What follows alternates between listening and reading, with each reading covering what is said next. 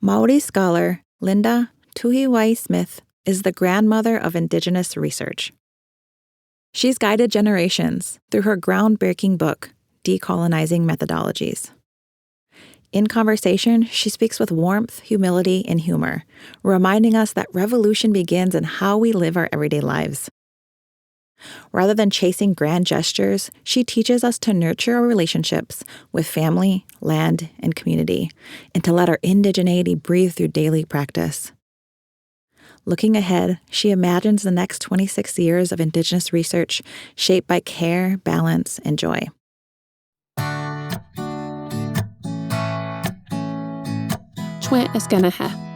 Bonjour. Welcome to Tending Our Roots with Indigenous Methodologies, where we explore Indigenous approaches to research, evaluation, and community practice. Our conversations center how Indigenous knowledges and ways of being address the structural limits of Western frameworks. This podcast is a living resource for those nurturing the health, healing, and futures of Indigenous communities.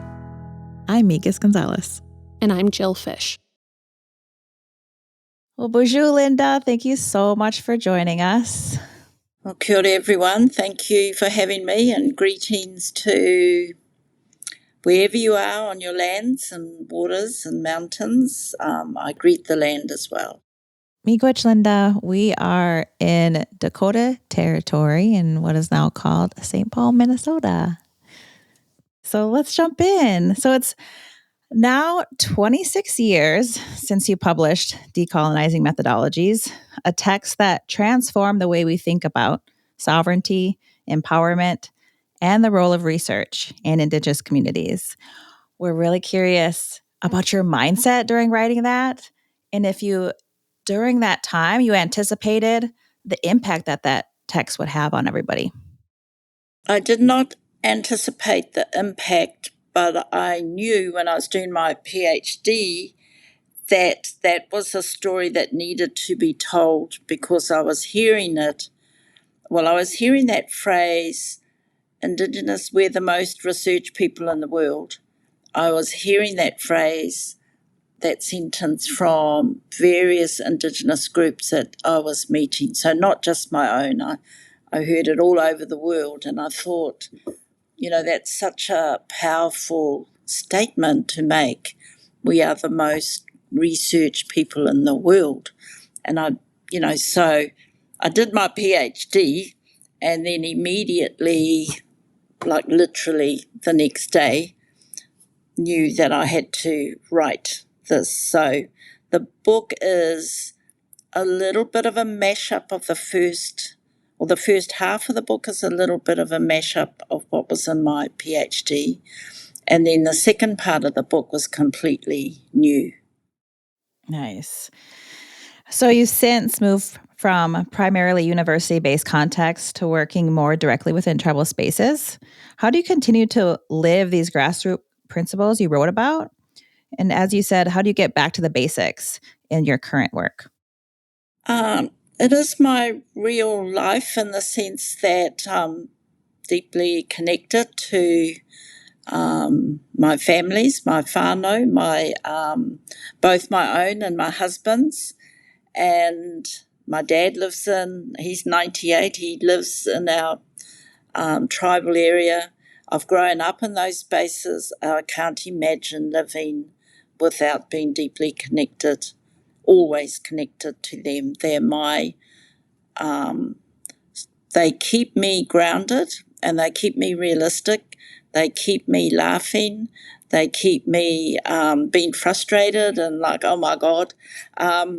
They keep me human. And so it doesn't matter where I go academically, I know the people that I grew up with. I know the people who I belong to.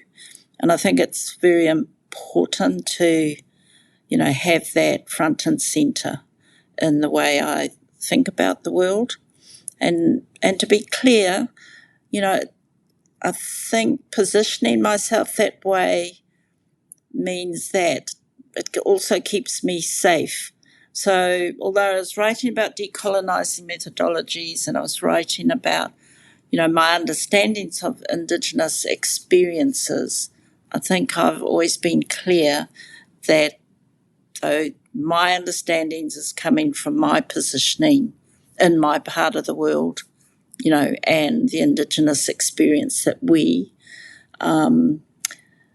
lived through and we survived, and it's very different for other Indigenous communities and Indigenous peoples, but there are areas of work, and education is one in particular, where our lives and our historical experiences with colonialism just resonate with each other. What strikes me about what you said is that when you were writing Decolonizing Methodologies, the first part of it came from your PhD work, and the second part of it came after you were done with your PhD, and it was all new to you. And then now you're in a place where you've gone from a formal academic setting to a community-based context. Is there something liberating or freeing about being in community that brings insights that being in academia does not offer? Well, I think what's liberating is not being in a big bureaucracy, and not having to deal with, the history of universities, the racism of universities, the particular definitions of knowledge, the academic world, if you like.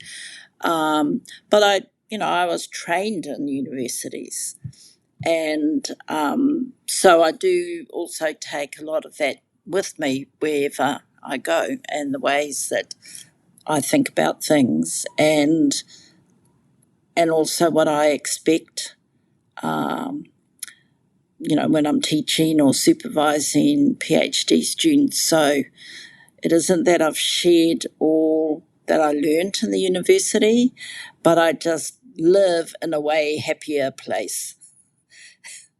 It's so wonderful to walk out the door or walk into the place and not have all your armor up there, not be on guard, not be alert, and so being able to walk into the wānanga where I work and just have that as a smooth transition, that is an easy thing to do, and I can take my culture for granted. There's a lot of diversity, but there are basic things we can take for granted when we're working in our own settings. And I tell you, that takes a hell of a lot of stress off you. Actually reminds me of a story, and hopefully I can tell that my friend was telling about some of the work that she was doing in her community with kids, and how the kids were sharing how much of that armor that they, like you talked about, they have to carry even within their school systems. And when they get into their community, how even at a young age, they understand that they can now be their Indigenous selves in their spaces where they can't. And how kind of sad that is, right? So even when you talk about your training, I'm like, man, we're training our young people really early on in these school systems, even, or different systems where we're not even trying to. However, they're taking on needing to put on that armor like you talk about. Yeah, I mean, it's the challenge of Indigenous education is, even in our own context, so in our language schools and that, we're still having to sort of think about, should we train them to go into a toxic, racist world, or should we keep them special and, immersed in a loving world in which our values and culture are always present?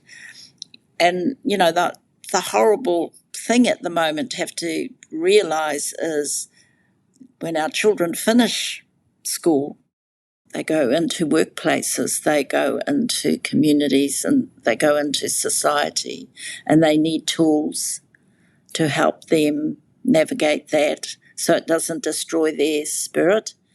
The positive news, though, is when our students come out of our kura, our schooling system, they're so full of confidence. They are confident in their own language and culture, but they're actually also bilingual. So they're coming out confident in English, and the best thing I see in them is they know that they're successful educationally. All right, so what that means is they don't sort of see barriers that maybe a previous generation were anxious about, like, am I good enough? Are we good enough? Did we go to the right school? Maybe I didn't know enough. Whereas our students come out super confident, and that confidence carries them quite a long way. That brings me to our next question, where we're interested about your work as it relates to health. And while Decolonizing Methodologies is framed as a book about research, it's also deeply about healing, how Indigenous knowledges can support the health and well-being of our communities. You spoke to us previously about the many ways a community can help a child heal. Could you share what this looks like in practice and what role research might play in supporting rather than undermining those community-based approaches to healing? I think the research work I've been doing over the last decade with colleagues, Leonie Pihama in particular, has focused very much on healing strategies, but the healing part has really come out of a response to, say, work we were doing with trauma-informed care, and then realising that's an insufficient term for what our people aspire to be and to do. That they don't want to do trauma work, they want to do healing work. They don't want to stay in trauma. They want to learn skills that take them away from trauma and not only heal themselves, but also work in a sort of healing as a relational idea, which is also about healing the environment, healing our waterways, healing our food. So this kind of broader concept. And we've done a number of projects in that space. In a practical sense, what does it look like? I think it varies across topics and communities, because at one level, it looks like everyday life. It looks like what you get up every day and think about and work out ways to find positive solutions. And I know, in Indigenous communities across the world, there's so many of our people who are just trying to solve significant systemic issues. So disparities in health, but it's never just one area, right? It can't ever just be about health. It has to be about our economic condition. It has to be about education. It has to be about the criminal justice system. It has to be about rights. So it's a kind of broader area that keeps us moving sideways as well. So not just in a silo, we'll heal from this and not from that. So it's really a healing approach to the way we live our lives and understanding how to draw connections, how to be more inclusive of others who, may not be specifically in the health area, but they work in a say in the criminal justice system, and they need to be part of this healing journey and approach as well. So it's given us, as researchers, a way of thinking about historical trauma and a way of imagining, what not only what the strategies are for healing, but the possibilities of moving beyond trauma. What does that mean for the next generation of grandchildren? Do they have to grow up in a world where they take on our historical trauma? Or can we create a world in which they can know about it, but it's not in their bodies? It's not in their language, it's not in their emotions, it's not in their intuition, if you like. Can we move beyond? And I think the research that we've done has sort of helped us sort of think about that and look at ways to explore it and make it happen. That's really beautiful. I was also going to say, I love this idea of having an everyday life, because I think oftentimes we talk about going from surviving to thriving. And maybe the answer isn't necessarily thriving, but what is that space in between where we have an everyday simple life and can enjoy the pleasures of that, where we don't carry or respond to trauma in every waking moment and are just kind of white knuckling it to get by. But where is that life where we can wake up and acknowledge that trauma, and have a cup of coffee and visit and sit with relatives and laugh, tend to a garden, go out and about and not feel so constrained by that trauma response? And it might not necessarily be, thriving or this notion that we have to go above and beyond to be healing from trauma, but that we can have the simple joys of everyday life too. I think that's really important. Otherwise, whether it's decolonizing or healing, it becomes an impossibility because it's too overwhelming. And I think it's really good to bring things down to the practical everyday life, our everyday lives. What can we do every day?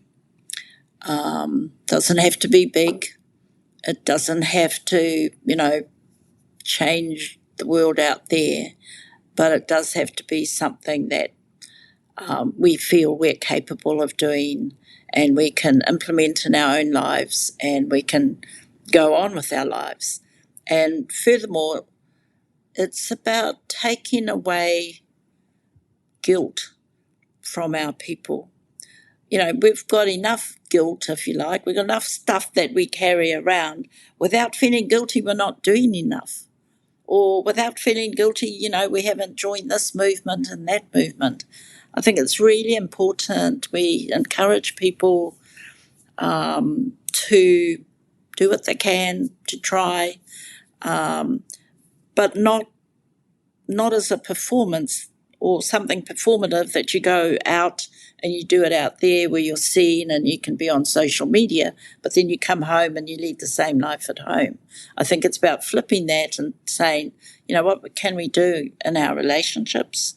What can we do in our food choices? What can we do in the way we think about education? How do we exercise sort of self-determining life? If we believe in Indigenous sovereignty, how do we exercise sovereignty in our own everyday life? And what are some little steps we can do to achieve that? Otherwise everything are these impossible goals that are sort of always over the horizon. We're dreaming that someone that will get better leaders and those leaders will help us do that, or, there'll be some pivotal moment or some crisis and all the white people will sort of fall over and say, help us. That's not going to happen.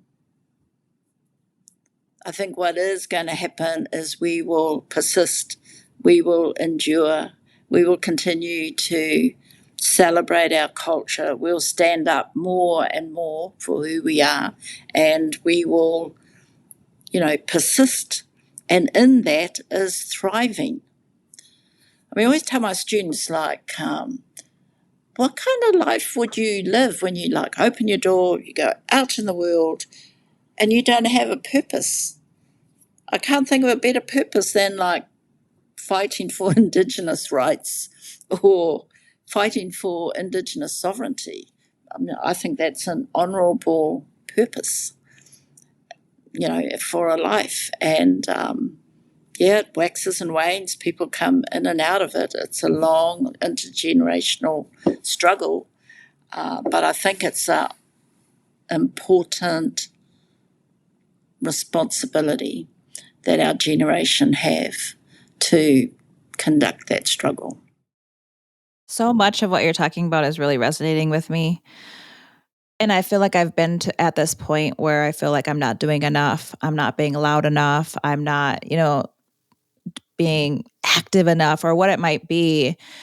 And then realizing in my older age here that who I am, the personality that I am, the quiet person that I am, or whatever it might be, is exactly what my community needs from me or exactly what my family needs from me. And that pulling the guilt off myself to do more and more, and actually just enjoying raising happy children, raising connected children, raising kids who know their language or know their ceremony and know their community, and that feels good. And in the times in which that I can be my most calm and patient and loving self is those times I feel the most successful in my day, right? So a lot of that is really resonating with me. And that idea of being persistent in who we are, right? That's what I want for my kids. I want them to just be Indigenous and not have to, have this mental idea of being Indigenous, right? Or having this sort of, I need to learn something to be Indigenous, where I feel like I need to learn my language better to be more connected. I just want that for them. I want them to just be able to live their Anishinaabe self. And I think we all have to find that place where we know what our groove is, what our strengths are, and when we can contribute, and sometimes also when we need to step back. Otherwise you get caught in these contradictions where you are espousing particular things. For example, for us it might be, our extended whānau, our intergenerational sort of families and that, but then we're away from home so often we're not actually tending to our children and our relationships. And, you get caught with a public life that's not reflected in the private life.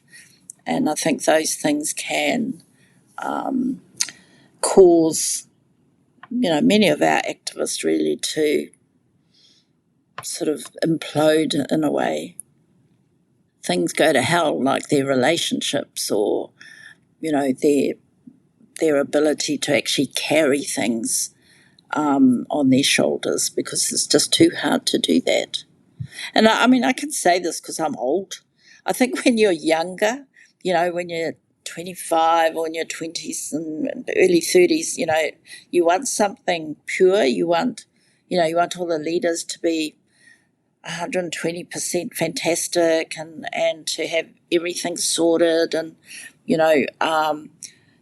you seek purity and an ideal. And I think when you get to my ages, you recognise there's no purity. There are always good intentions, and then there's good processes, and there's hard work, and there's, building relationships, sustaining relationships, learning to trust, understanding what it means to keep trust with others, and then learning to let go and understand where you really can best contribute, because it's often not where you think you want to be. contributing. It is sometimes that quiet in the back room, in the way you carry out your work, in the places that you find yourself in. There are all these different sites or different opportunities that each of us have access to, and it's how do we understand that and how do we use that in a good way. I really like this conversation because it is maybe drawing a little bit of a tension between this idea of I do versus I am. And I really want Indigenous peoples and my son and our relatives to be able to exist in this space of I am. And that also requires doing at times too, and responding to what we're called to do and where we feel like we can show up authentically. But I do feel that just gentle push and pull of, doing too much can be performative. It can lead us down the wrong path and take us away from our values and values-based living. And leaning into this notion of I can just be and I am can offer an acceptance around who we are that maybe past generations haven't been able to have. But that also requires that we do and that we show up in the way that we know how or the way that we're called to. So I really am finding this helpful. It's also important that the people you care about and who care about you and who will always have your back, that they'll always be there, they'll always be constant, they'll always support you, but they're not going to do the things that you do. For me, my cousins, they're farmers, they were hardworking and actually quite conservative people, but they 110% support me. And I know that it's not just that they tell me that with words. I just know because, that's the kind of relationships and family that I have. So I can't do what I've done or haven't, without that strong support behind me. I know others have had to do that journey more on their own, but I've had amazing support, both from my own whānau and my husband's. We want to talk about your remarkable range of work. We know you as author of Decolonizing Methodologies, but your work ranges from the academic text to children's books and poetry. What draws you to work across so many different forms? And what can creative or narrative mediums offer that formal scholarship sometimes can't? For me, I've always, had creative drive. I don't want to claim that I'm like super poet or super short story writer or super, children's fiction writer, but I've always written creatively. And even though, when I write, say, an academic paper, I'll be sitting there organising and starting to write, and into my head drops a story. And I cannot write that academic paper until I stop and I deal with the story. So it's always been part of my writing process and the way I think. The children's stories really came out of research. The research we were doing with trauma.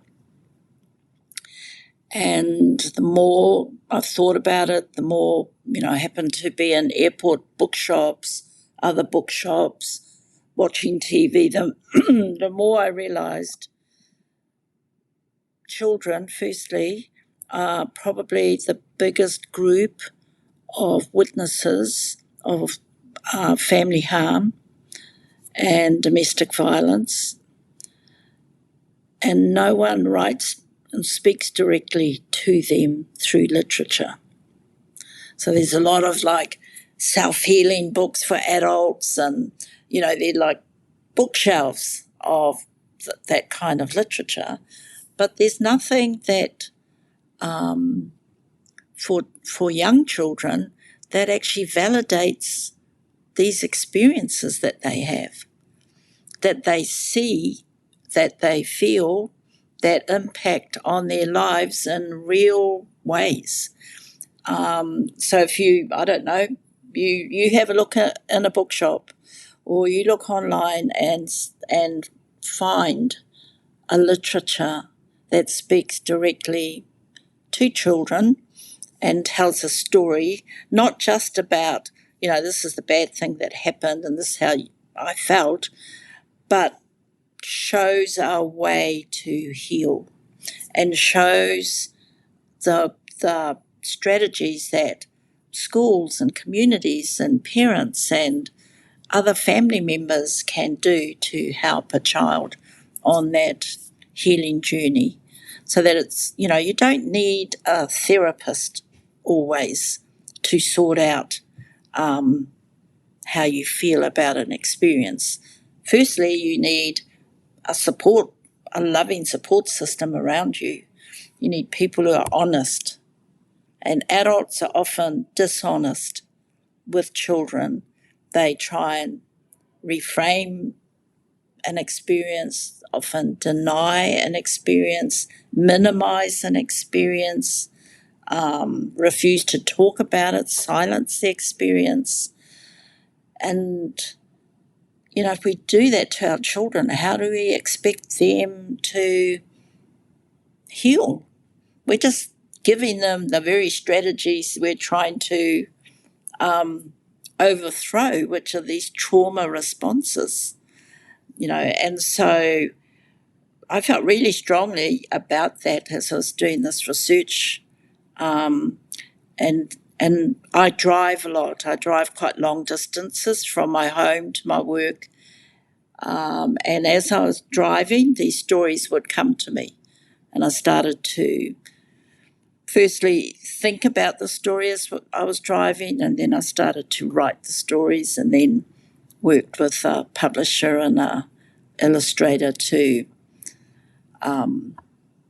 get those stories out in book form. They're picture books.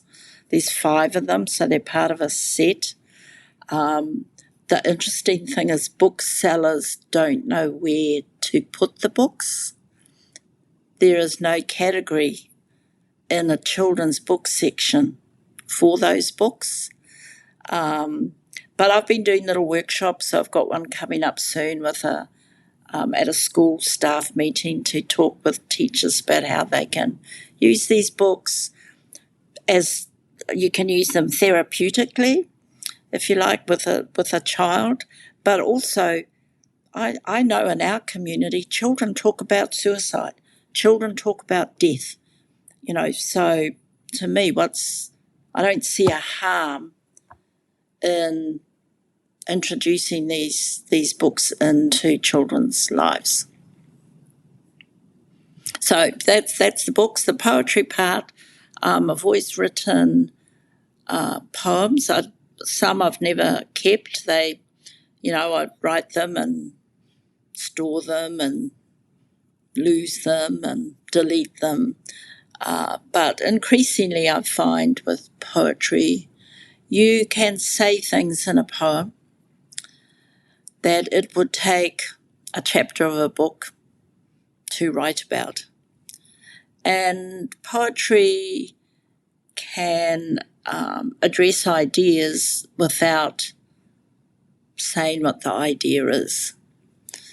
And, poetry can touch on an emotion, or it can use a metaphor, an image, and not use a word. So you can use words in poetry, but you can also use poetry in a way that you don't need to use certain words. And so I've always found it a counterbalance, if you like, to all my academic writing. And I wouldn't say I'm great at poetry. Like anything, you have to practice, you have to write regularly. But I've had, some published, and I do, if I'm giving a lecture, I might drop a poem in. We've read your poems, but we also were able to get access to your books, and we received them, and they're really powerful. And when I first read Decolonizing Methodologies, what I took from it was that knowledge comes in many different forms, and not all knowledge is not all knowledge is accessible, and not all knowledge has the same impact in Indigenous communities as other forms of knowledge. So what I love about the books is that children are not going to access a journal article, or as you said, therapy is not always accessible or even what is needed at that moment. Books are a form of knowledge that can be for children, especially when the content maps onto their experiences. And there can be healing found in those words. So what I just loved about seeing those books and getting my hands on them was, this is a real life example of putting knowledge in accessible forms and more meaningful forms, and using stories that can heal collectively. Yeah, I get interesting feedback. So there's a little boy I know of. I've not met him, but his favourite book is the basketball one, the one that has a basketball theme, which also is about the suicide of an older brother. And that's his favourite book.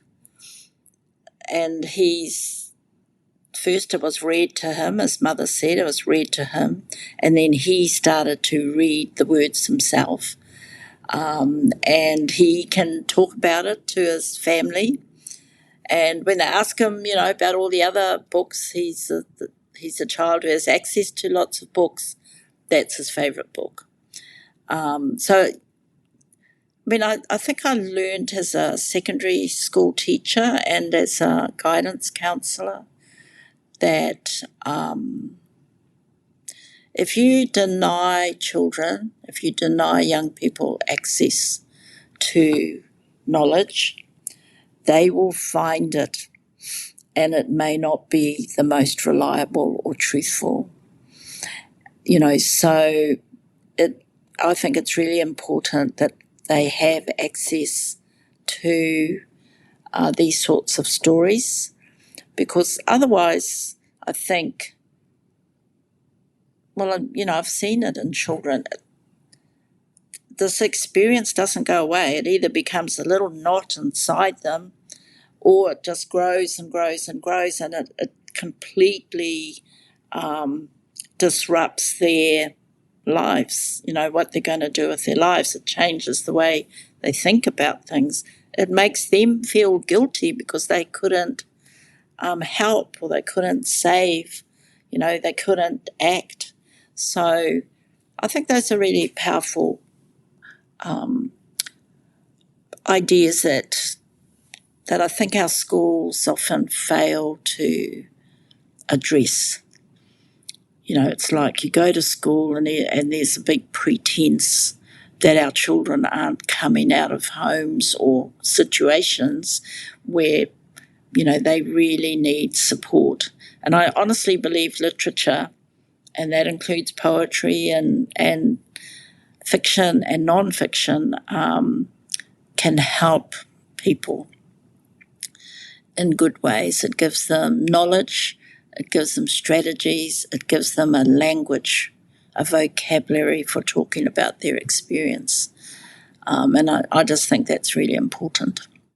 It's so important. And your narratives, your books show children that life can involve trauma and tragedy, and it's not the end, that life can continue, that we will persist, which we talked about earlier.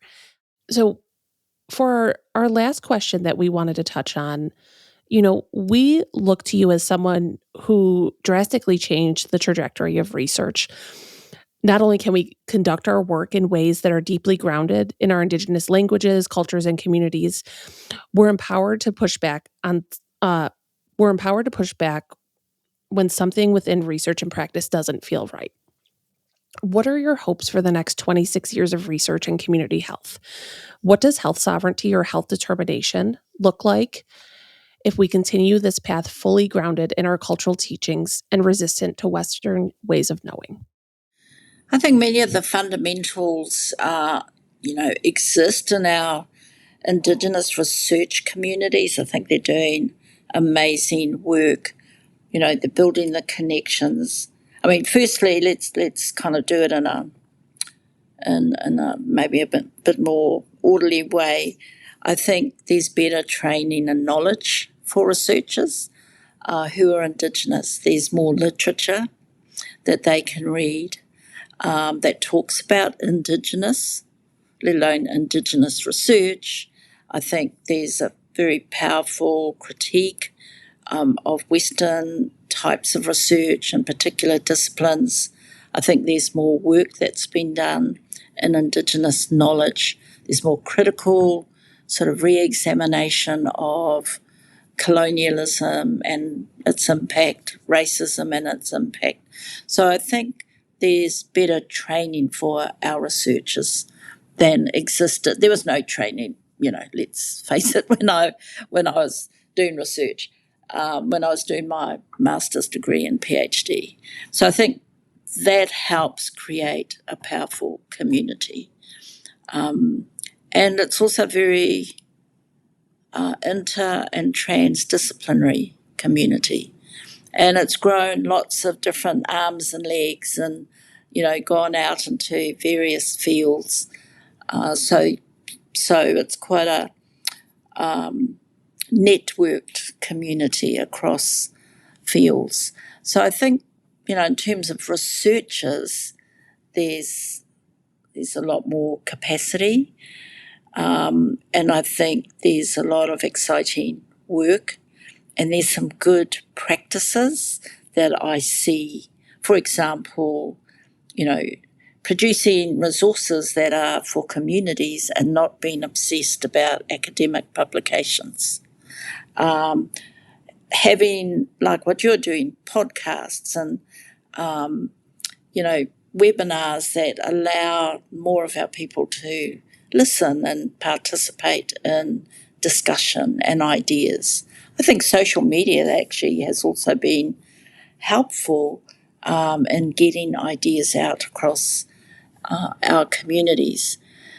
And in a way, I think we're sort of ahead now of where the biggest science system is, because the science system is a complete mess at the moment. It's a mess because of changes in political ideology, because of, funds being cut here, and a sort of real anti-intellectualism that's grown in particular sectors of society, and a sort of antagonism, and hostility to certain kinds of research.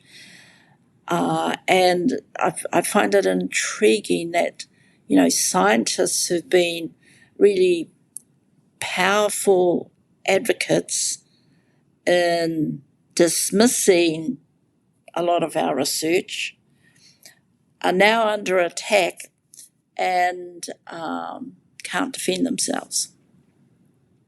So the science system, and not just in North America, in New Zealand, Australia, in the UK, is been re-examined. For example, the role of peer-reviewed journals. The fact that, journals are just producing so much stuff, no one can read it all.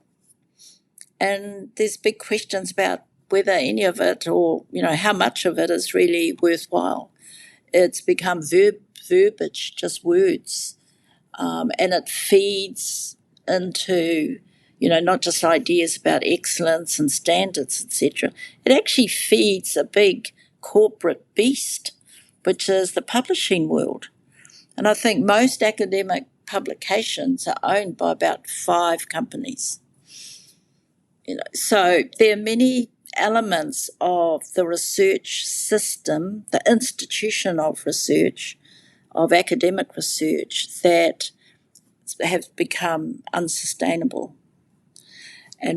But when I turn my head to what's happening in the Indigenous world, I see a lot more joy. I see more purpose. I see Indigenous researchers loving to come together and share, the work that they've done. I see good examples of mentoring, great examples of leadership.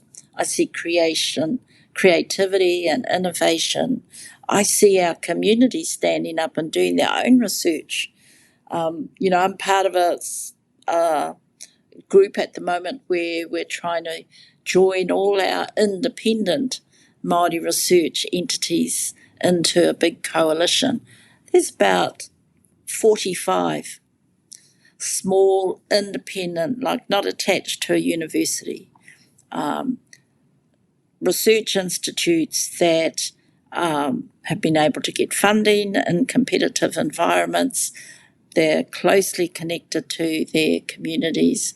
They have great capacity and they're doing good work, and they're not really dependent on the science system, and they don't really buy into or care about, the sort of academic world and the way it is constructed, research and knowledge, because they're making their own knowledge and getting on with life. So I know that's a long-winded response, but I'm very optimistic. Let's put it like that. And I think we have a lot of work to do. I love that response. It wasn't long-winded. It was very it illustrated something in my mind where you kind of talked about the academic was really flat to me. It was like sort of one-way street of academic writing. And then you painted this picture of what's happening in Indigenous communities and was lively and thriving and joyful. And it was creative, right? And full of creation. And I think that makes me happy. It makes me hopeful and optimistic as well. Good. Linda, we are so grateful that you visited with us today and for your work. We are just indebted to you and the path you've created for us and the one that your work has put us on. So, Ngāti, thank you. We really appreciate this. Well, thank you very much. Lovely to meet you virtually and hopefully one day in person. Miigwech, Linda. You have been listening to Tending Our Roots with Indigenous Methodologies. We are your hosts, Jill Fish, Tuscarora Nation. And Migas Gonzalez, Lakudere Ojibwe. This podcast was funded by the Robert Wood Johnson Foundation and supported by the Circle P50 Center of Excellence, funded through the National Institute on Drug Abuse of the National Institutes of Health. The content is solely the responsibility of the hosts and their guests and does not necessarily represent the official views of their funders. Production of this season was made possible by solar-powered studios in what is now known as St. Paul, Minnesota, on Dakota homelands. Podcast artwork was completed by Marlena Miles, a Spirit Lake, Dakota, Mohegan, and Muskogee artist.